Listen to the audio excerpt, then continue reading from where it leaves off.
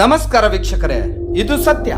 ಕೊಯಮತ್ತೂರಿನ ಚರ್ಚ್ನಲ್ಲಿ father ಆಗಿ ತಮ್ಮ ಕಾರ್ಯನಿರ್ವಹಿಸುತ್ತಿರುವ 48 ವರ್ಷದ ಮಂಗಳೂರು ಬಂಟ್ವಾಳದ ಮಲಯಾಳಿ ನಿವಾಸಿ ಫಾದರ್ ಜೇಜಸ್ ಟ್ರೈನ್ನಲ್ಲಿ ಯುವತಿಯ ವಿರುದ್ಧ ತನ್ನ ನಗ್ನತೆಯ ಪ್ರದರ್ಶನವನ್ನು ಮಾಡಿದ್ದಾರೆ.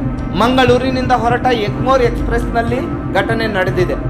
ಮಲಪ್ಪುರಂ ನಿವಾಸಿಯಾದ 34 ವಯಸ್ಸಿನ ಯುವತಿಯ ವಿರುದ್ಧವಾಗಿ ಆಕ್ರಮಣ ಉಂಟಾಯಿತು. ಯುವತಿ ಮತ್ತು ಫಾದರ್ ಒಂದೇ ಕಂಪಾರ್ಟ್ಮೆಂಟ್ನಲ್ಲಿ ಪ್ರಯಾಣ ಮಾಡುತ್ತಿದ್ದರು. ಯಾತ್ರೆಯ ನಡುವೆ ಈ ವ್ಯಕ್ತಿ ತನ್ನ ನಗ್ನತೆಯ ಪ್ರದರ್ಶನವನ್ನು ನಡೆಸುತ್ತಿದ್ದರು. ಈ ವಿಷಯವನ್ನು ಯುವತಿ ಬೇರೊಂದು ಕಂಪಾರ್ಟ್ಮೆಂಟ್ನಲ್ಲಿದ್ದ ತನ್ನ ಗಂಡನಿಗೆ ತಿಳಿಸಿದಳು.